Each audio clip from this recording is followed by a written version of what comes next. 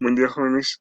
El día de hoy vamos a empezar con un tema eh, particularmente importante porque, bueno, hablamos de las radiogeneralidades, vamos a entender el concepto primario que se utiliza para poder transmitir vía radio. Eh, Vamos a recordar algunos conceptos básicos que vimos al principio de la materia, como son lo que es la comunicación. Nosotros hablamos de comunicación, que era el intercambio o transferencia de información. Esta puede ser de carácter escrito, de carácter visual o de carácter eh, auditivo. En este punto, eh, el intercambio o transferencia de esta información, ya sean imágenes, sonidos, es básicamente lo que nosotros conocemos como comunicación. Recordemos un poquito los sistemas de comunicación o circuitos de comunicación. Nosotros mencionamos en un inicio que eran tres. Uno de ellos es el simplex, que es una forma de comunicación, en el cual tenemos un emisor y tenemos un receptor. En este caso, la comunicación se va a establecer en un solo sentido. La parte receptora no tiene la capacidad de responder. Como ejemplo, habíamos mencionado el radio y la televisión comercial.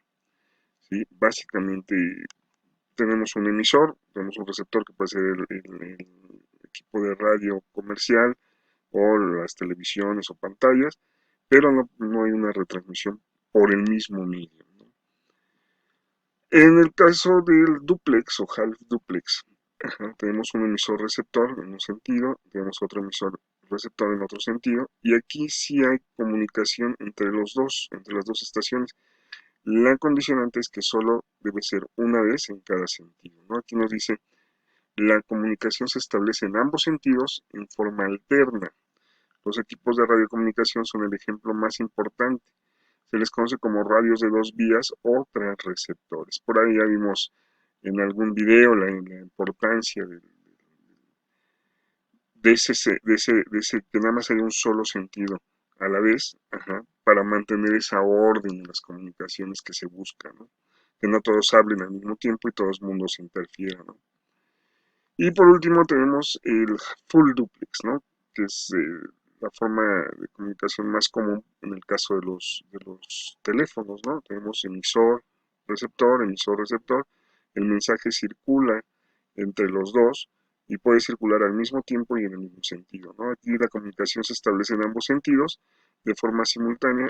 Tenemos aquí la telefonía residencial o la telefonía fija y la telefonía móvil, ¿no? Como ejemplos de este tipo de eh, circuito de comunicación o forma de comunicación. En general, las formas de comunicación vamos a manejarlas así, ¿no? O sea, tiene una terminal con programa de mensajería, half duplex, un internet full duplex y terminal con programa de mensajería half duplex. ¿Qué clase de comunicación tenemos en este ejemplo? Esa sería la pregunta que van ustedes a responder por el medio apropiado, ¿sí? Quiero que lo observen bien y me digan qué forma de comunicación aplica aquí. O sea, básicamente, aquí me lo está poniendo, ¿no? Aquí es half duplex y full duplex. Vamos a hablar de conceptos básicos ya de radio. En este punto vamos a especificar qué es una onda. Una onda es una perturbación que se propaga a través de un medio y transporta energía. En el caso de una onda de radio, nosotros decimos que es una explosión de energía que viaja a la velocidad de la luz. Ahí les queda de tarea investigar cuánto es la velocidad de la luz. ¿Ok? Dentro de los conceptos básicos de las ondas, tenemos que pasar por la clasificación de las ondas de acuerdo a su naturaleza. Tenemos las ondas mecánicas, que requieren un medio sólido, líquido, gaseoso para su propagación. Por ejemplo, al hablar, las cuerdas vocales, que son la fuente de energía en base a su movimiento vibratorio, provocan una perturbación en el aire, eh, formando lo que es una onda sonora. Esa onda sonora llega al, eh, a la parte interna del oído, hace vibrar la parte del tímpano y esto se traduce en Eh, el término concepto físico de campo, el término campo se utiliza para describir la región del espacio en la que el cuerpo va a ejercer alguna influencia sobre otro sin requerir de un medio material. Por ejemplo, el campo gravitatorio terrestre describe la fuerza de atracción que ejerce la Tierra sobre los objetos que se encuentran dentro del mismo. O sea, todo aquel objeto que esté dentro de la Tierra va a ser susceptible a este campo gravitacional, ¿no? Este campo gravitatorio. En el caso del campo eléctrico, es la región del espacio donde se dan los efectos de una carga eléctrica aislada o no, o un conjunto de cargas eléctricas, ¿no? Por tanto, en dicha región se localizarán fuerzas eléctricas de atracción o repulsión. Hay partes donde se atraen y hay partes donde se repelen, ¿no? En el campo eléctrico, si hablamos específicamente de él, al conectar un cable eléctrico a una toma de corriente, se generan campos eléctricos en el espacio que rodea el dispositivo electrónico y el cable de alimentación. Cuanto mayor es la tensión, más intenso es el campo eléctrico producido, debido a que existe tensión en el dispositivo. No es necesario que se encuentre en funcionamiento para que exista este campo eléctrico en su entorno. De hecho, por eso en algunos cables les ponemos como especies de imanes que se cierran, ajá, y que mucha gente dice, bueno, ¿para qué sirve? Bueno, básicamente son para modificar o atenuar ese campo eléctrico, ¿no? Eh, ese campo magnético, perdón, que se genera. Campo magnético, bueno, es la región del espacio donde se dan los efectos de cargas eléctricas que están en movimiento. Se genera cuando fluye corriente eléctrica por un conductor o por la atracción entre ciertos materiales conocida como magnetismo. Acuérdense que el magnetismo es aquella propiedad que tienen ciertos elementos llamados imanes de atraer o repeler a otros metales. Y en este caso, pues bueno, dentro de esos metales, pues estamos hablando del metal del cable, ¿no? De los cables. ¿Qué es una onda electromagnética? Bueno, una onda electromagnética es la combinación de campos eléctricos y magnéticos oscilantes que se propagan a través del espacio y transportan energía. Si es una onda, no deja de ser una onda, transporta energía. No requiere de un medio para propagarse, tiene un alcance mayor en relación a una onda mecánica. El sonido viaja más despacio y por lo tanto recorre menor distancia, mientras que una onda electromagnética tiende a viajar a la velocidad de la luz y entonces básicamente su alcance es mucho, mucho más grande, ¿no? Perdón. Las ondas que generan y reciben los equipos de comunicación inalámbricas, pues son obviamente ondas electromagnéticas, ¿no? Entonces por eso su alcance es más grande que el que yo grite, ¿no? Básicamente, dentro de estas ondas electromagnéticas tenemos algunas variables, algunas variantes que determinarán qué tan largo, qué tan grande es el alcance que tiene el radio, o en general el equipo de comunicación. Aquí tenemos, este es un ejemplo de una onda electromagnética, de un sistema de radio, tenemos un transmisor que recibe corriente eléctrica, eh, básicamente tenemos el circuito, ajá, la antena que transporta la antena conductora y de ahí, bueno, se transmite y habrá un receptor, ¿no? Aquí tenemos cuáles son los componentes de una onda periódica. Es decir, las ondas de electromagnéticas, ondas radioeléctricas, se van a enviar, se van a transmitir y van a viajar como si fueran ondas senoidales. Ajá. ¿Eso a qué se refiere? Bueno, pues que parecen o cuentan con dos elementos de forma eh, de subida y bajada. Este se conoce como cresta y este se conoce como valle, ¿sí? Y aquí vamos a tener los conceptos básicos, ¿no? Que vamos a analizar un poquito más adelante, ¿no? Lo que basta decir es que, bueno, esto que tenemos aquí, esta subida, se conoce como cresta, este se conoce como valle, y aquí tenemos algunos valores que definen lo que es la onda, ¿no? El periodo es el tiempo en el que ocurre esta subida y bajada, ¿sí? Que quiero comentarles que esto que tenemos aquí, la conjunción de una cresta y un valle, es lo que nosotros conocemos como ciclo. Ya lo vamos a ver un poquito más adelante. Esto es el ciclo. Ajá. El tiempo en que se da ese ciclo es el periodo. Tenemos que hay cierta cantidad de ciclos por unidad de tiempo, que es la frecuencia, y la longitud que hay desde el punto más alto al punto medio, del punto más alto al punto más bajo, o el punto medio más al punto más bajo, es lo que se conoce como amplitud, ¿sí? Pero bueno, ya vamos a ir checando esos conceptos, ¿no? Aquí tenemos, y comentábamos, el ciclo, ajá, está compuesto por una cresta, un valle, ¿sí? O sea, es la repetición de un evento, en este caso es la repetición de una onda, ajá. Cabe decir que decimos que es cuando la señal recorre eh, los 360 grados. Ajá. Usted me va a decir, bueno, ¿por qué 360 grados? Bueno, aquí empezamos en cero, aquí tenemos 90 grados, aquí tenemos 180, aquí tenemos 270 y aquí tenemos 360 para iniciar el siguiente ciclo. ¿Ok? Ese es un ciclo. Un ciclo es cuando la señal recorre los 360 grados, consta de una cresta, ajá, y de un valle. ¿Ok? En el caso del periodo, ya habíamos comentado, periodo es el tiempo en el que se forma un ciclo completo de una onda. Es decir, aquí ya hablamos no de distancia, sino hablamos de apertura angular, sino ya hablamos de tiempo. El tiempo en que la señal recorre los 360 grados, eso es lo que nosotros tenemos como periodo, ¿sí? O sea, aquí es un ciclo, si ustedes observan, ajá, tenemos una cresta, un valle, y el tiempo, aquí es tiempo que tarda en recorrerlo, eso se conoce como periodo. Vamos a hablar también de frecuencia.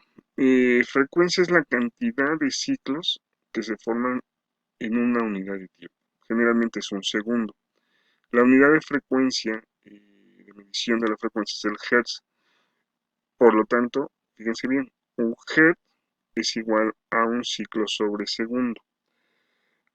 Podemos agregar en este punto que la cantidad de frecuencia es inversamente proporcional a la longitud de onda. ¿Qué quiere decir esto? Que entre mayor sea la longitud de la señal, la frecuencia es más baja. Y entre más corta sea la longitud de la señal, la frecuencia va a ser más alta. Lo vamos a hacer un poquito más adelante. Aquí tenemos la frecuencia, es esto, ¿no? O sea, la cantidad de ciclos, ajá, que hay en una unidad de tiempo, ¿no? Aquí la frecuencia sería de un hertz o de un ciclo, ajá. Este es un ciclo por segundo. Si tuviéramos por decir aquí 1, 2, 3, 4, 5 ciclos, la frecuencia sería de 5 hertz o 5 ciclos sobre segundo, ¿sí? Aquí tenemos la frecuencia. La pregunta sería, ¿es una frecuencia alta o es una frecuencia baja? Nosotros vamos a notar aquí que la distancia que hay de cresta a cresta, ajá, vamos a ponerlo en términos sencillos. La distancia que hay entre dos puntos exactamente iguales de la señal, eso se conoce como longitud, es decir, la distancia que hay entre cresta y cresta, o entre valle y valle, o entre ciclo y ciclo. Esa es la longitud de onda. Si la longitud, ajá, es corta, la frecuencia, como vemos aquí, es alta, ¿sí? Si la longitud es más grande, en este caso, si tuviéramos aquí el otro ciclo, tenemos aquí la longitud es grande, entonces la frecuencia sería baja, ¿no? Básicamente es esto. La longitud de onda es inversamente proporcional a la frecuencia.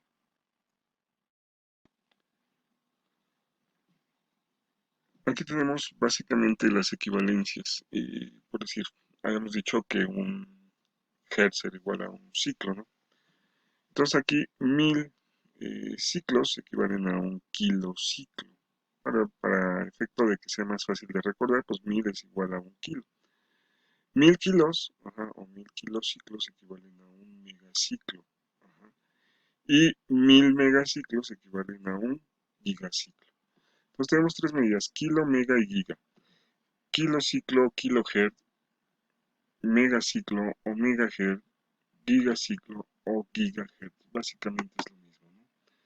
En el caso de la frecuencia, las conversiones para convertir de kilo a mega es dividir entre 1000, ya que 1000 kilos, o sea, son igual a un mega. Ajá. Para convertir 300.000 kilos a megas, pues es 300.000 entre 1000 me da 300 megas, ¿no? Inversamente, para convertir de mega a kilo, se multiplica por 1000, ¿no? En este punto está un poco complicado, está sencillo en el aspecto de que pues, es por 1000, ¿no? O sea, recuerden ustedes simplemente, un ciclo es igual a un hertz, 1000 ciclos son iguales a un kilociclo o un kilohertz, 1000 kilociclos o 1000 kilohertz son iguales a un megaciclo o un megahertz, y 1000 megaciclos o 1000 megahertz son iguales a un gigahertz o un gigaciclo. En este caso, básicamente es la medida en la que vamos a determinar las frecuencias, ¿no? Aquí tenemos 1000 Hz es igual a un kilohertz, un millón de Hz son iguales a un megahertz, y tenemos que un millón de Hz, de megahertz, perdón, serían iguales a un gigahertz. ¿A cuántos megahertz corresponderían 14.100 kilohertz? Sería la pregunta, ¿no? A ver, aquí ustedes ya contestarán en su momento, en el lugar apropiado, pero bueno, queda el aire, ¿no? ¿Cuántos megahertz corresponden a 14.100 kilohertz? Aquí tenemos la estructura de la señal, de la onda de radio. Vemos que la distancia desde el punto más bajo al punto más alto de la señal se conoce como amplitud. Algunas personas dicen, bueno, del punto más alto al punto medio, o del punto más bajo al punto medio es la amplitud, es básicamente lo mismo. Y la longitud es la distancia que hay entre dos puntos exactamente iguales de la señal, es decir, entre cresta y cresta, entre valle y valle, o podemos decir entre ciclo y ciclo, ¿no? Básicamente. Aquí nos muestra la amplitud promedio, que es la mitad de los dos, lo que les decía, ya sea de la cresta al punto medio o del valle al punto medio, la amplitud pico, que es el punto más alto que se alcanza, y en este caso, bueno, el valor que tiene la onda en un determinado instante y tiempo en forma ascendente, ¿no? En este caso tenemos la otra parte que es fase. Fase es la posición de la onda en un instante de tiempo dentro de un ciclo. Un ciclo completo constituye una fase de 360 grados, ¿no? Quedamos que aquí empezamos, 0 grados, aquí tenemos los 90 grados, los 180, los 270 y los 360 o 00, ¿no? Aquí está otra vez, 90, 180, 270 y 360. En este caso, esto es lo que nosotros conocemos como fase. Ajá, fase cuando recorre esos 360 grados. Aquí tenemos el otro concepto, que es longitud de onda. Nos dice es el tamaño que va a medir cada ciclo de onda, y es la separación espacial entre dos puntos de la onda que tienen las mismas características, es decir, entre cresta y cresta, entre valle y valle, o entre ciclo y ciclo. Eh, Distancia entre cada cresta de una onda, ¿no? En este caso, recordemos también el concepto, ¿no? Perdón, la longitud de onda va a ser inversamente proporcional a la frecuencia. Entonces aquí tenemos una longitud de onda corta y una frecuencia alta. Tenemos un ciclo, dos ciclos, tres ciclos, cuatro ciclos. Si esto, por decir, aquí fuera la señal así, en este sentido, aquí la longitud sería mucho más grande, pero la frecuencia sería más baja. ¿Okay? Para determinar la longitud de onda tenemos esta fórmula. Dice que la longitud de onda es igual a velocidad de propagación de la onda entre frecuencia de la onda. La velocidad de propagación de las señales de radio en espacio libre es similar a la de la luz, que son 300.000 kilómetros por segundo o 300 metros eh, por segundo, ¿no? En este caso, la longitud de onda es inversamente proporcional a la frecuencia, lo que comentamos. Esto significa que mayor frecuencia, menor longitud de onda y viceversa, ¿sí? Tenemos aquí el ejemplo, calcular la longitud de onda de un transmisor que tiene una frecuencia de 150 MHz. Aquí tenemos la longitud de onda estándar, son 300, ajá, lo vamos a dividir en 350 MHz y la longitud de onda sería de 2 metros. Por manejo de unidades el resultado siempre se va a obtener en metros, ajá, tenemos metros sobre segundo, ajá, entonces vamos a manejarlo en ese sentido, ¿no? El concepto de longitud de onda es importante ya de que este valor depende, uno, el tamaño de las antenas, los cables coaxiales que se utilizan en la conexión, los filtros pasivos de radiofrecuencia y la separación entre dos antenas en un sistema de tipo full duplex, que es el que se usa en la telefonía generalmente, ¿no? Vamos a hablar de las propagaciones, señores. Las ondas electromagnéticas se propagan generalmente en dos formas. Una es en línea recta y otra es en la vertical. Ajá. Vamos a hablar ahorita de la línea recta, ¿no? Eh, Aquí nos dice, bueno, las ondas electromagnéticas se propagan en línea recta, excepto cuando la Tierra y su atmósfera alteran su trayectoria, básicamente por condiciones orográficas o cualquier otra cosa, ¿no? En este caso tenemos aquí la altura de la antena en metros, ajá, y en este caso la distancia total, aquí sería esta la distancia total, y eso determina la distancia entre antenas, ¿no? Este es el camino. La señal va a salir y va a tener un alcance de horizonte, aquí para poder de alguna otra manera eh, extender la longitud de alcance, pues tendré que ponerse una estación repetidora, pero bueno, ya lo vamos a ver un poquito más adelante. Aquí nos dice que existen tres tipos de propagación: propagación por ondas terrestres, conocidas como ondas terrestres; propagación por onda espacial, conocidos como ondas celestes; y propagación en línea recta o línea de vista o línea de horizonte, ¿no?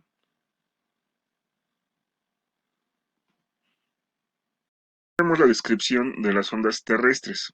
Una onda terrestre es una onda que viaja a lo largo de la superficie de la Tierra y por tanto las ondas terrestres o de tierra se llaman a veces ondas superficiales. Ajá. Cabe mencionar que en el aspecto de la transmisión horizontal, bueno, pues dependerán del alcance o línea de mira o línea de horizonte de la señal, y el de la vertical va a subir, va a alcanzar una capa conocida como ionosfera, en donde se va a polarizar y va a regresar. Más adelante vamos a ver que algunas radioayudas bueno, tendrán mayor alcance en ciertas condiciones que en otras debido a esa altura que tiene la capa troposférica, la capa ionosférica, corrección. Entonces vamos a seguir con esto. Aquí nos dice que las ondas terrestres deben estar polarizadas verticalmente, pues el campo eléctrico es una onda polarizada de manera horizontal, ajá, sería paralelo a la superficie de la Tierra, y estas ondas se cortocircuitarían con la conectividad de la Tierra misma, ¿no?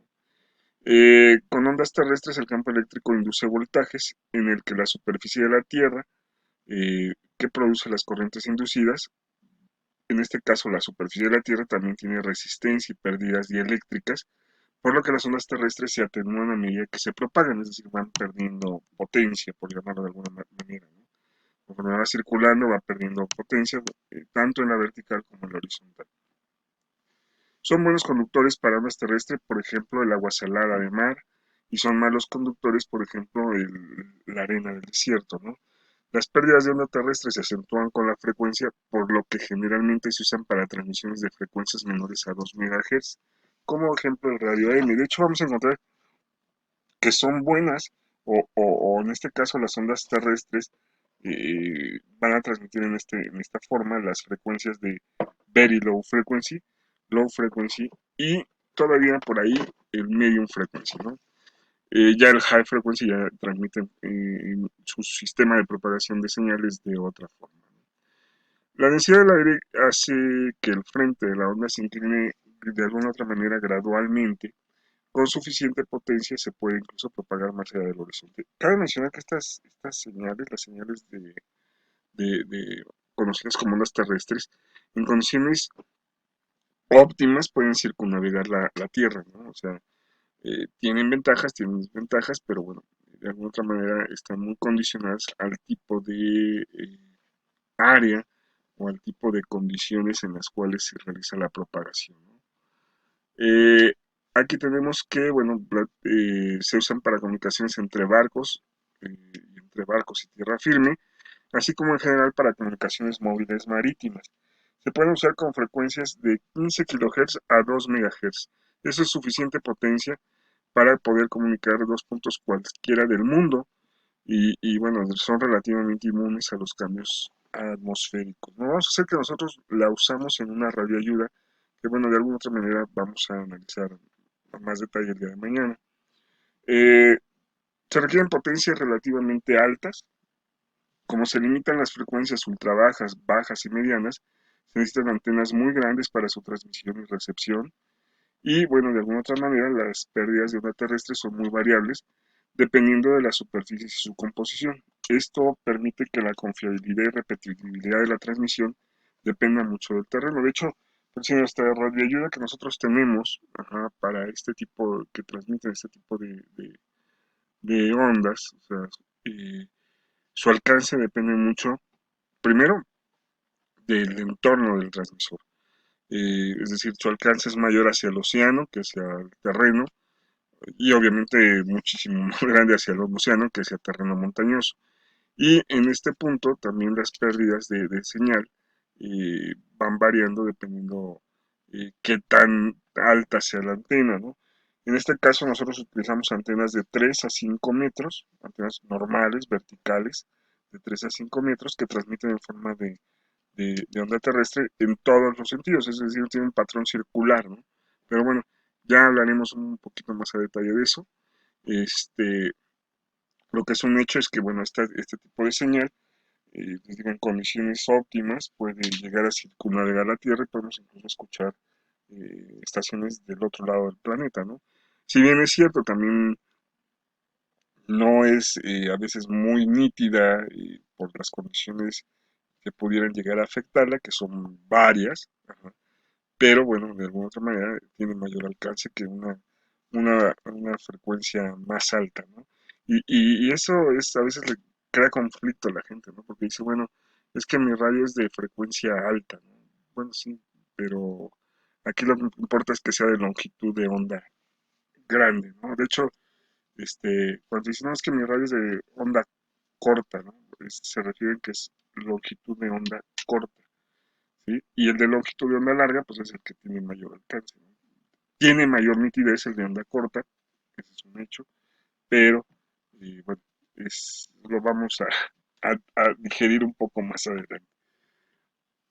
En este punto vamos a hablar de las ondas troposféricas, bueno, una de ellas es la onda espacial o onda celeste, como le llamamos nosotros, ¿no? En el caso de las ondas espaciales o las ondas celestes, estas son aquellas que se dirigen hacia arriba del horizontal. Se llaman ondas troposféricas porque traen un ángulo relativamente grande con respecto a la superficie de la Tierra.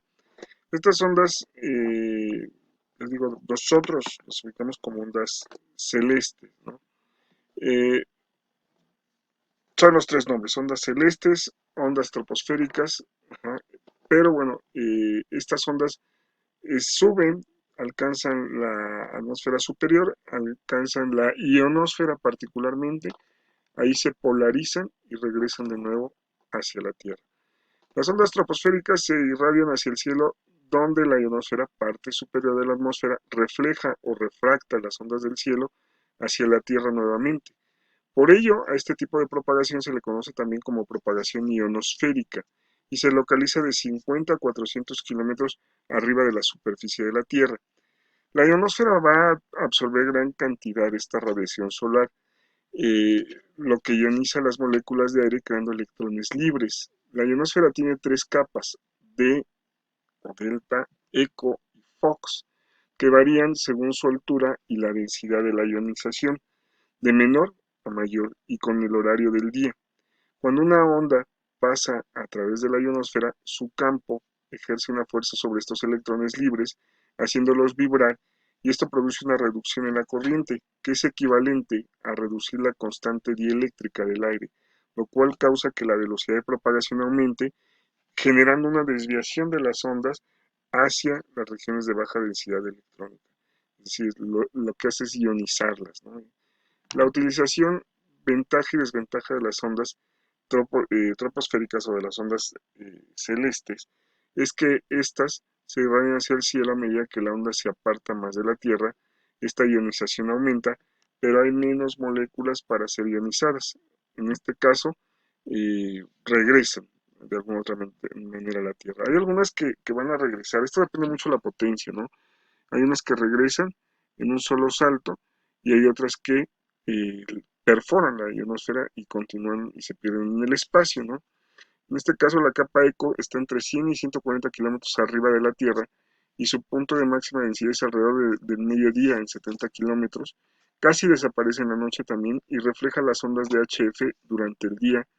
Arriba de UHF las frecuencias no están afectadas por la ionosfera debido a su pequeña longitud de onda, por lo que debe haber una frecuencia máxima de transmisión de ondas celestes que puedan refractarse de vuelta a la Tierra sin perderse.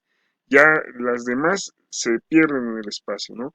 De hecho, por decir, como referencia, vamos a hablar de las UHF, y que de alguna otra manera VH y UHF son frecuencias altas. Estas se van a enviar en forma de onda celeste y perforan la ionosfera y se pierden en el espacio. De hecho, para poder recibir un partido de fútbol de Europa, ajá, ¿qué requerimos? Bueno, pues tener ahí arriba un satélite que reciba la señal, la retransmita otra vez hacia abajo o la dirija otra vez hacia abajo para llegar al continente americano, ¿no? Y poder ver el partido que se está generando en Europa. De hecho, se ve con un cierto retardo por esa retransmisión que se genera a través de los satélites, ¿no? O lo que ocurre, por decir, cuando vamos a un estado y estamos de alguna otra manera eh, viendo un canal de televisión. Y no sé si han percatado, bueno, cuando antes no era la tele digital, no era la tele por cable, antes en la tele abierta tú ponías un canal en la frecuencia de la televisión y sintonizabas otro, ¿no? O sea, tú ponías el canal 5 y veías el 13, tú ponías el canal 2 y veías el 5, y así por ese orden de ideas. Bueno, la diferencia era porque en términos sencillos, la señal no viajaba tanta distancia y entonces tenía que llegar a una estación retransmisora, la cual recibía la señal en una frecuencia, pero no podía sacar en la misma frecuencia porque la señal se viciaba y entonces la sacaba en otra frecuencia y al final del día el televisor era un receptor, entonces pues, lo recibías en otra frecuencia, ¿no? Esta frecuencia que comentamos, que es la frecuencia más alta, en la cual puede todavía polarizarse la señal, se le llama frecuencia crítica. De forma similar, el máximo ángulo vertical de una onda tal que sea refractada de vuelta a la Tierra es el ángulo crítico, ¿no? O sea, tiene un máximo, ¿no? Que no todas se van a transmitir y van a regresar de la misma forma. En este caso, la propagación en línea recta. Esta propagación se refiere a la energía que viaja en las capas inferiores de la atmósfera terrestre. Las ondas directas incluyen tanto las ondas directamente transmitidas como las indirectamente reflejadas. Es decir, incluyen estas, que son las directamente transmitidas, como las que suben y se polarizan y regresan.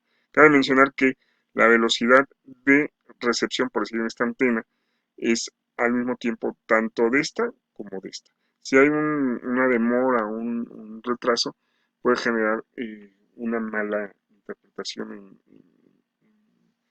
en el receptor y la señal no se escucha tan clara, o en el caso de los instrumentos, que es lo que nosotros manejamos, eh, puede haber una oscilación en el instrumento, ¿no? Porque la señal es mala, ¿no? Más adelante vamos a ver que hay algunos errores para ciertos instrumentos. Eh, las ondas directas incluyen tanto la onda directamente transmitida como las indirectamente reflejadas. La intensidad del campo eléctrico va a depender mucho de la distancia que existan entre las dos antenas por el efecto que tienen de atenuación y absorción y de la interferencia que pudiera haber en las ondas directas y las ondas reflejadas, ¿no? De hecho, hay algunas que tienen un periodo de diferencia de llegada y eso se conoce como efecto de polarización. Realmente para que este tipo de propagación sea efectivo, se necesita que entre las antenas exista una línea de visión, es decir, que puedan verse una a otra, eso es lo ideal.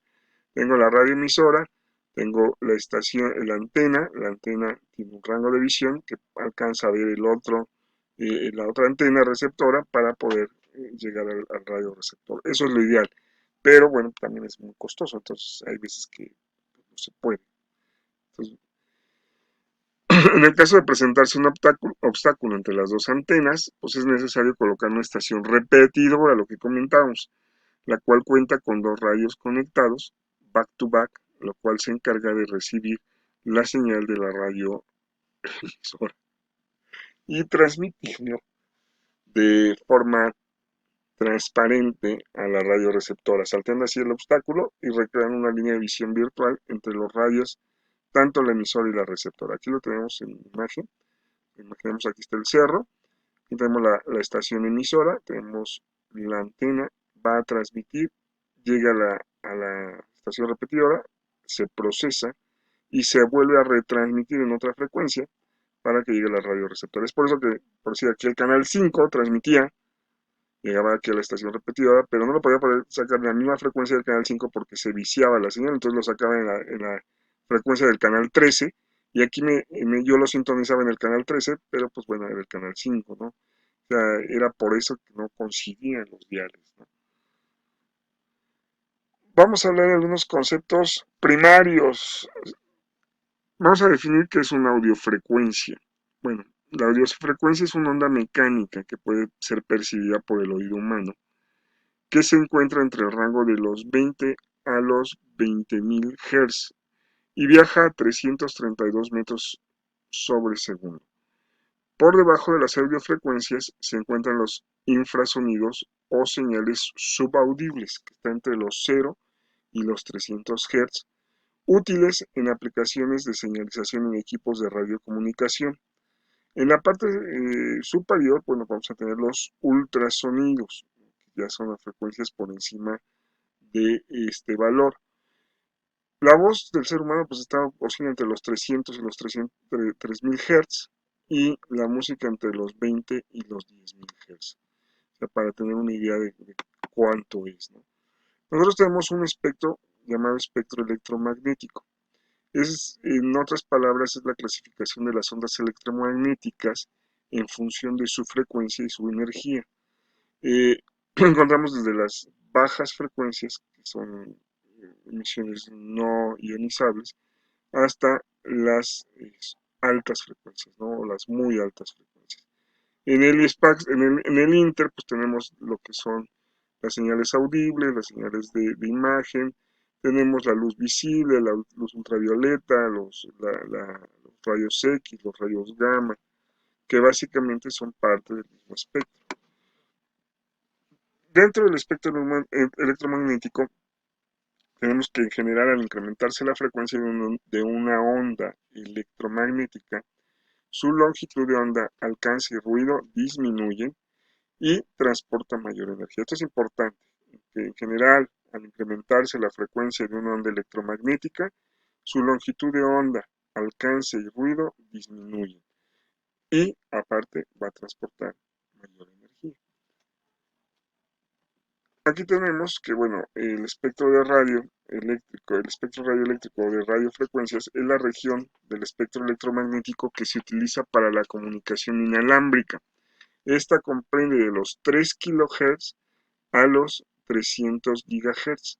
En este caso, eh, básicamente el espectro queda dividido así: very low frequency, medium frequency, high frequency, very high frequency, ultra high frequency, super high frequency y extra high frequency.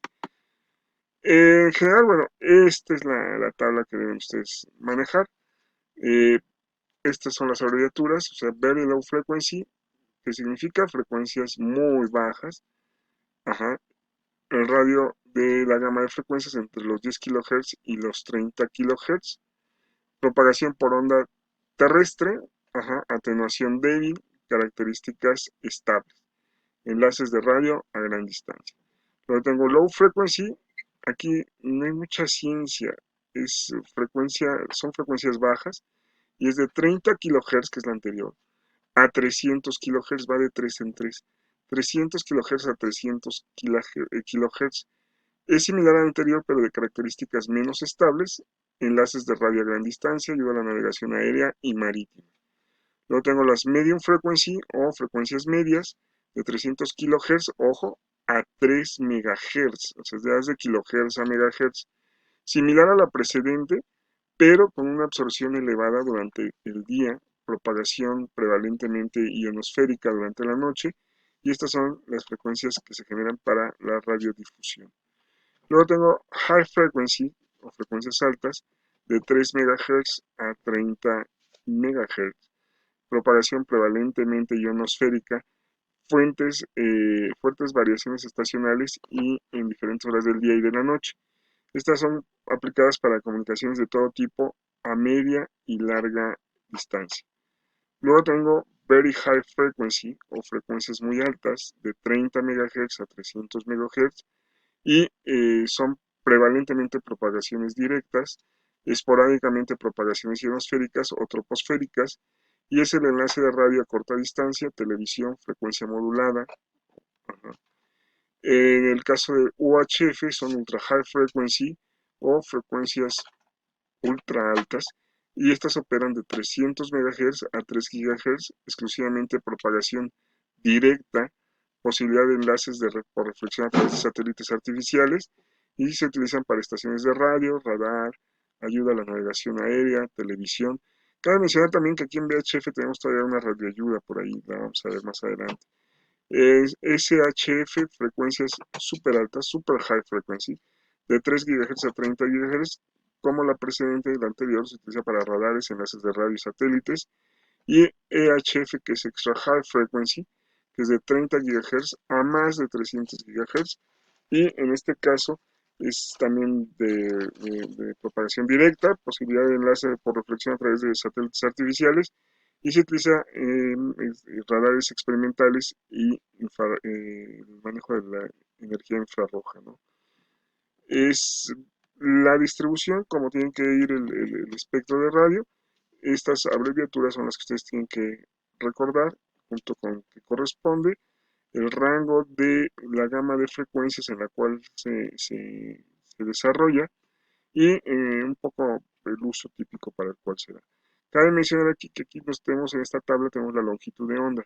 Noten ustedes que las very low frequency, la longitud de onda, es decir, es muy alta, muy grande, y la frecuencia es muy baja. Y en este la longitud de onda es muy pequeña, pero la frecuencia es muy alta, ¿no? O sea, son inversamente proporcionales. Básicamente es lo que hay que recordar, ¿no? Son los elementos a recordar del espectro radioeléctrico. Esta tabla está muy práctica, ¿no? Bueno, a su vez, cada una de estas bandas se asigna una clase de servicio. Los más importantes son radiodifusión pública o broadcasting, que son los servicios de radio y televisión comercial, la radiocomunicación privada o la mobile radio, que es el servicio para comunicación a los integrantes de organizaciones públicas y privadas, así como particulares, la radiocomunicación aérea y marítima, los radioaficionados y los servicios de vía satélite y radioastronomía. En este punto, bueno, recordemos un poquito, las ondas celestes, la onda directa, perdón, onda terrestre, onda directa, y la onda celeste, la que perfora la ionosfera y se pierde, ¿no? Aquí nos dice que la ionosfera es una región que está ionizada de la atmósfera por la radiación solar, y esta característica permite la reflexión de señales de radio en las capas delta y eco. Desaparecen durante la noche, la capa Fox 1 y Fox 2 se fusionan en la noche formando la capa Fox, ¿no? Aquí nos muestra para los que no les quedaba un poquito claro el asunto de las letras, o sea, es cómo van subiendo en función de las letras, ¿no? Delta, Eco, Fox 1 y Fox 2. En el caso de las frecuencias medias, ajá, o onda media, el rango oscila entre los 300 kHz y los 3000 kHz, es decir, los 3 MHz, y sus características son que, bueno, en este rango de frecuencias se encuentran las estaciones de radiodifusión con modulación de AM, erróneamente llamados banda AM, ¿no? Acuérdense que AM es amplitud modulada, o sea, modula la amplitud de la señal. Y en este caso incluye otros servicios como son ayuda a la navegación aérea y marítima, utilizando los equipos NDVs o radiofaros no direccionales, que ya los abordaremos más adelante, la banda de 160 metros para radioaficionados y comunicación marítima, y todo lo que es largo alcance altamente afectado por ruidos producidos por el hombre. Ajá, generalmente es el AM, ¿no? Básicamente. También aquí vamos a encontrar que en el día las señales únicamente se propagan siguiendo la curvatura de la Tierra o por línea de vista, y por la noche sí alcanzan a reflejarse en la ionosfera logrando alcances mayores. Ajá, es decir, este tipo de estaciones que transmiten medium frequency o incluso en low frequency, very low frequency y medium frequency, que trabajan en este tipo de propagación, ajá, tienen mayor alcance durante la noche que durante el día. Luego pasamos a HF, que significa High Frequency o alta frecuencia. Generalmente son ondas cortas, ajá, o sea, de longitud de onda corta. Su rango oscila entre los 3 MHz y los 30 MHz, y dentro de sus características principales son: las señales siguen la curvatura de la Tierra, se reflejan en la ionosfera logrando alcances intercontinentales. Para lograr dicha cobertura debe considerarse que ciertas frecuencias son efectivas únicamente durante el día, arriba de los 10 MHz, y otras de noche, debajo de los 10 MHz. Esto incluye los servicios de radioaficionados, radiodifusión internacional y otros similares, ¿no? La comunicación por reflexión en la ionosfera también depende mucho de la época del año, del ciclo de las manchas solares, la variación constante en la densidad de las capas de la ionosfera, principalmente la afectación de la ionosfera, ¿no? O sea, mucha gente dice, bueno, ¿por qué la época del año? Bueno, porque en invierno la ionosfera está más alta, perdón, en invierno la ionosfera está más baja y en verano está más alta, porque hasta el final del día no deja de ser una capa de la atmósfera. Entonces, hace calor, pues suben, ajá, hace frío, pues baja, ¿no? Entonces, en épocas de invierno está más abajo, en épocas de verano está más alta, y entonces, si está más alta, su alcance se reduce; si está más baja, su alcance se incrementa, ¿no? Eh, en este caso, los radioaficionados amateurs o radio hams, ham radio, ajá, es una actividad que consiste en comunicarse con otros operadores con fines de recreación, experimentación y servicio público. Dentro del espectro se encuentran bandas asignadas exclusivamente para dicha actividad. Todavía hay gente, aunque mucha gente diga, no, es que ya no hay radioaficionados, sí, todavía hay mucha gente que le gusta transmitir por radio, aún con la modernización del chat y que podemos chatear con gente de otro lugar, de otro país, sin tener ninguna bronca. Bueno, pues aún así se sigue usando los equipos de radio para comunicarse por este medio, ¿no? Estas son algunas antenas HF muy comunes, las hemos visto muy comunes. Y bueno, pasamos al VHF, ¿no? El VHF, el rango es de los 30 MHz a los 300 MHz en el espectro de radio. Sus características son: las señales se propagan en línea de vista, al alcance por onda de tierra es muy limitado, pero tienen poco ruido, o sea, son más nítidas. Bajo ciertas condiciones se reflejan en la ionosfera y en la troposfera, logrando alcances de cientos o miles de kilómetros, bajo ciertas condiciones, bajo cierta potencia, ciertas frecuencias. Incluye los servicios de radiodifusión comercial de FM, de frecuencia modulada, canales de TV, de televisión del 2 al 13, navegación aeronáutica, porque ahí tenemos una estación que trabaja con este tipo de frecuencias, que es el radiofaro omnidireccional de muy alta frecuencia, o VHF o BOR. Eh, la Marina, la radiocomunicación privada y la amateur también utilizan este tipo de frecuencias, ¿no? Este tipo de parte del espectro de radio. Aquí nos vemos como si es transmisión directa, definitivamente, y pues bueno, no hay de otra, ¿no? Si quiero transmitir más lejos necesitaría una repetidora o un satélite, ¿no? En el caso de la propagación de las señales en VHF o HF, la dispersión troposférica, es decir, salen disparados en línea recta, y tendremos que poner el satélite para que hubiera una recepción, ¿no? En este caso se produce la presencia de nubes, neblina, ceniza volcánica, polvo por pequeños cambios en la temperatura, humedad y presión en la atmósfera. Su alcance puede oscilar entre los 300 y los 500 kilómetros. Ajá. Es muy frecuente que en zonas costeras y en alta mar esto se incremente o se reduzca y se produce por la inmersión de la temperatura del aire en la troposfera. Se localiza entre 450 y 1500 metros sobre la superficie. La intensidad de las señales es débil pero constante y puede durar varios días. Su alcance puede oscilar entre los 800 y los 1600 kilómetros, ¿no? Aquí nos muestra cómo sube y bueno, si esta capa está muy alta, bueno, va a perder más energía en subir y bajar y si está muy baja, pues la energía que perderá será menor. Obviamente, bueno, también se desplazará por encima de las áreas frías y eso genera que su alcance sea mayor o menor. En este caso, la propagación de señales en la refracción troposférica nos habla de que se produce por la inversión de la temperatura del aire en la troposfera, pero a una altura máxima de 450 metros. Se presenta durante las noches despejadas y con vientos calma y su alcance en este caso será de 300 a 500 kilómetros, es decir, es mucho más alto, ¿no? Aquí vemos cómo está la señal directa, cómo se sale y bueno, es mucho más alta la distancia cuando se polariza y sigue sobre la señal, sobre la superficie de la Tierra, ¿no?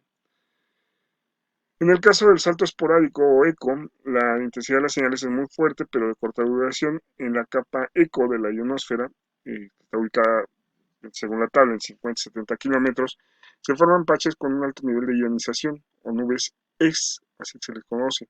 Se presentan en cualquier hora del día, pero son más frecuentes en verano. Aquí el alcance se incrementa de 1500 a 5000 kilómetros, ¿no?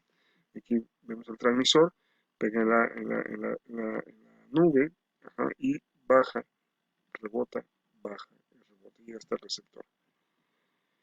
En el caso de la dispersión meteórica, el paso de un meteoro puede provocar una fuerte ionización, e incluso las tormentas solares también lo hacen. Es un fenómeno aleatorio, a excepción de cuando se presentan lluvia de meteoros. La intensidad de las señales es fuerte, pero su duración extremadamente corta. Son denominadas como pinks. Ajá. Luego tenemos UHF, que es Ultra High Frequency. Ajá. En todo el espectro de radio estamos ubicados en 300 MHz a 3 GHz. Y sus características son que las señales propagan en línea de vista y presentan niveles muy bajos de ruido. Hasta 800 MHz también se presentan propagación por onda de cielo, pero con alcances inferiores en comparación con el VHF.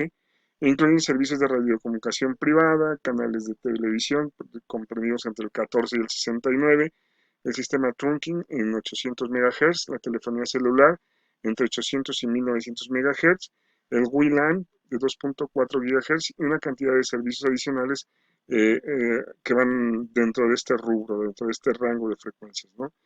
Luego aquí tenemos UHF, ultra high frequency, ultra alta frecuencia. Para el servicio de radiocomunicación privada se divide en 5 rangos, que son de 400 a 430 MHz, de 430 a 450 MHz, que anteriormente estaba asignado a los radioaficionados, de 450 a 470 MHz, que es el más utilizado, el más saturado, de 470 a 490 MHz, que era anteriormente los asignado a los canales del 14 al 16, y de 490 a 512, que está asignado a los canales del 17 al 20 anteriormente.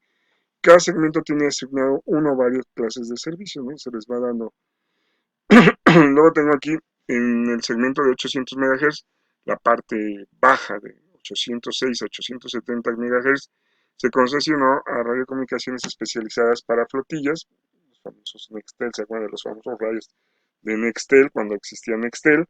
Actualmente se comparte con el sistema Nextel. La parte de 825 a 890 fue asignada a concesiones de telefonía celular convencional, o sea, Telcel, AT&T, todos estos. Dentro de los conceptos básicos, para que recordemos, el VHF es el comportamiento en zonas urbanas es bueno, pero se recomienda más para zonas suburbanas y rurales. El UHF es excelente en áreas urbanas, desempeño regular en zonas rurales o en regiones de alta vegetación, básicamente por la forma de dispersión que tiene, ¿no? Aquí tenemos dentro de la imagen el proceso analógico. Para cualquier instante de tiempo existe un valor específico, por lo tanto es continuo. En el caso del proceso digital, este es el patrón que se emite y se relaciona únicamente dos estados, alto y bajo. La secuencia de valores depende de un proceso análogo. Aquí tenemos que, bueno, hay conversiones de señal analógica a digital, ajá, o de digital a analógica, ¿no? O sea, se pueden decodificar de uno a otro. En este caso, para mejorar la modulación. La onda mecánica se puede convertir a digital o viceversa, ¿no? En este caso tenemos transmisores de onda electromagnética o radiofrecuencia que se pueden convertir a digitales, ¿no? De alguna otra manera. La modulación, para nosotros hay que recordar, en la técnica de transmisión, la voz aplica para el mensaje en voz, música y requiere de un medio de transporte que es la radiofrecuencia para lograr un alcance que por sí mismo no lograría, ¿no? El mensaje llega a través de la radiofrecuencia a una mayor distancia, ¿no? En este punto, la modulación es la técnica de transportar información, es decir, un mensaje, sobre una señal de radiofrecuencia llamada portadora, ¿no? La señal portadora entra con un modulador, aquí se modula, envía una señal paralela para modular la frecuencia, aquí es FM, frecuencia modulada, no, amplitud modulada, perdón, y pues de esta manera la señal llega más nítida, ¿no? Tenemos modulaciones analógicas, la comentábamos, amplitud modulada. Aquí la amplitud de la señal portadora cambia de acuerdo con las variaciones de la amplitud del mensaje, ya sea de voz, de música, etc., ¿sí? Y se va a modular en la parte inferior, ¿no? En el caso de las modulaciones analógicas, la amplitud tiene las siguientes características: la amplitud modulada. La calidad de voz regular es la modulación más antigua y económica. Se han escuchado ruidos de fondo. Se utilizan estaciones de radio comercial en onda media de 540 a 1700 kHz y en high frequency de 3 a 30 MHz. En la comunicación aeronáutica de 108 a 138 MHz y en la transmisión de la componente de video en los canales analógicos de TV del 2 al 69 y en otras aplicaciones, ¿no? Realmente nosotros usamos ese tipo de modulación.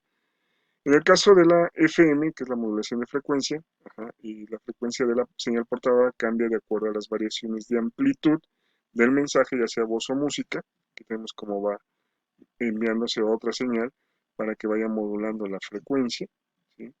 Y en este punto, bueno, los tipos de modulación, eh, la calidad de voz y audio superior a M, no se escuchan ruidos de fondo, se utilizan estaciones de radio comercial en la mayoría de los servicios de radio y comunicación privada y en la transmisión de las componentes de audio en canales de TV.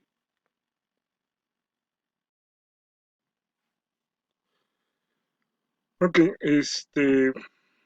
aquí tenemos básicamente cómo afectan las modulaciones, tanto en mecánica como en la digital. Tenemos cómo se envuelve la modulación de la amplitud, ajá, y el efecto de captura de la modulación de frecuencia, ¿no? Está el modulador en amplitud y el modulador en frecuencia. En este caso, pues, ¿cuál tendrá mayor alcance? Esta es la pregunta que les queda a ustedes para resolver más adelante, ¿sí? Aquí tenemos lo que se conoce como la técnica de modulación. Es una técnica para recuperar la información del mensaje transportado por la señal portadora. No llega a haber variantes. Aquí nos especifica, bueno, cuáles las razones económicas para usar un sistema de radiocomunicación en función a un sistema de telefonía, ¿no? Eh, Principalmente razones de seguridad, razones de control y mayor eficiencia en las labores grupales, una sola llamada, un solo mensaje para el grupo, excelente relación costo-beneficio y llamada selectiva. En este caso, en muchos ambientes como el de aviación, el sistema de radio no es una buena idea, en muchos casos es la mejor y única opción. O sea, sí hay WhatsApp y hay muchas cosas o la simplemente llamada celular, pero bueno, no es tan eficiente para lo que hacemos como en el caso del sistema de radiocomunicación. Aquí tenemos los distintos radios, los radios móviles, los radios portátiles y las estaciones base o estaciones fijas. El sistema básico de radiocomunicación es, bueno, de alguna otra manera, aquí tenemos lo que serían las repetidores, ¿no? Las repetidoras, es aquella que permite que el alcance de la señal de radio sea mucho mayor, ¿no? El sistema básico de radiocomunicación tenemos los equipos LAN móvil o comerciales diseñados para la industria, gobierno, negocios, seguridad pública, etc. Son los convencionales. Tenemos los equipos aéreos, que son los nuestros, para las comunicaciones entre aeronaves, torres de control y aeropuertos, que manejan la modulación AM, o sea, en este caso, incluso para todo el personal en tierra, en plataforma. Tenemos los equipos marinos, que son para la comunicación entre embarcaciones y puertos, fabricados para soportar altos niveles de humedad, salinidad, intrusión de agua, etc. Los canales de operación se encuentran preprogramados de fábrica y son de uso internacional. El equipo amateur es para uso de radioaficionados, cubre los segmentos de frecuencia para este servicio, cuentan con funciones especiales y se programan por usuarios disponibles en High Frequency, Very High Frequency o Ultra High Frequency. El radio portátil, compacto y manejable, micrófono y bocina interconstruidos, algunos modelos son ergonómicos, operan bajo potencia, con baja potencia, con energía constante, en el caso de VHF 5 watts, en el caso de VHF 4 watts, de 800 a 900 MHz son 2.5 watts, ¿no? En el caso de los radios portátiles, el tamaño de las antenas a veces no corresponde a la frecuencia, por lo tanto no tienen la misma eficiencia que las utilizadas en los equipos móviles o base. En el caso de las baterías, las más usadas son níquel-cadmio, litio-ion, níquel, metal y hidruro, y la capacidad de carga se mide en miliampere hora. Aquí tenemos básicamente las ventajas, ¿no? Por decir, níquel-cadmio resistente a golpes, es pesada, es económica, pero su capacidad de carga es baja y los ciclos de carga son más altos, ¿no? El níquel, metal hidruro y el litio-ion requiere cargadores específicos, es frágil, es ligera, es costosa, tiene una capacidad de carga mayor y menor ciclo de carga. O sea, tiene sus pros y sus contras, nunca podemos tener todo. O sea, unos tienen más, unos tienen menos. En el caso de las baterías, el primer ciclo de carga se da básicamente al inicio del uso. Durante las primeras horas de este ciclo se acondicionan los elementos de la batería, no almacena carga. Su duración debe ser de 14 a 20 horas continuas, por tanto este ciclo es el más importante. Se recomienda efectuarlo 2 o 3 veces más para que la carga de la batería se mantenga. Es por eso cuando no estés cargue el celular, ¿no? O sea, la primera vez se carga, deja descargar al total y luego se vuelve a cargar hasta el full, y eso ya lo vamos haciendo ya periódicamente hasta que se descargue al full, o sea, no cargarlo parcialmente, ¿no? Aquí nos dice el ciclo de carga, es la cantidad acumulada de descarga similar a la capacidad de la carga total de la batería. Por ejemplo, 10 descargas de un 10% o 2 descargas de un 50% representan un ciclo de carga de la batería, ¿no? En promedio, eh, las de níquel cadmio tienen de 15 a 1500 ciclos, las níquel 400-700 ciclos, las de ion de 300 a 500 ciclos más o menos.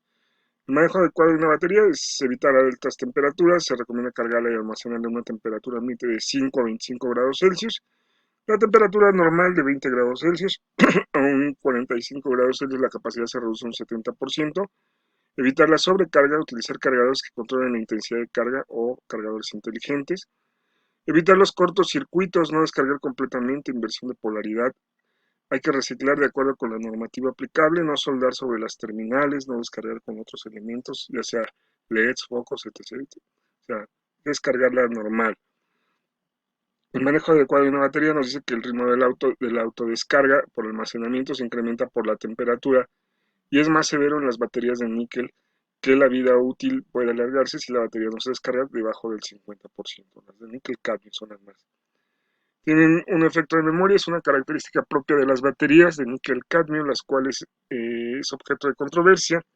Se presentan cuando la batería se somete a una carga y cuando su capacidad no ha sido agotada. Es lo que comentábamos, o sea, hay que esperar a que se descargue totalmente y no estar las recargas, recargas, recargas. En el caso de un radio móvil, las partes principales son un micrófono externo, la bocina que está interconstruida y capacidad para altavoz externo. Algunos modelos tienen capacidad de montaje remoto, ¿no? Operan a baja y alta potencia, VHF hasta 110 watts, lo recordamos, en UHF hasta 100 watts y de 800 a 900 MHz hasta 35 watts. El equipo se alimenta con 13.8 volts a través de la batería del vehículo. La conexión debe utilizarse directamente en los bones. Bueno, este es el caso de un radio móvil. Ajá. Y las antenas igual.